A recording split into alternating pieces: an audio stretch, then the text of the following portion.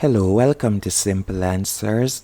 In this video, I will be showing you how to erase everything on iPhone. The first thing you need to do is go into Settings.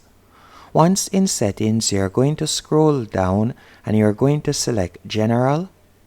Once you have selected General, you're going to scroll to the end of the page and you're going to select Transfer or Reset iPhone. After selecting that, you are going to tap on Erase All Content and Settings.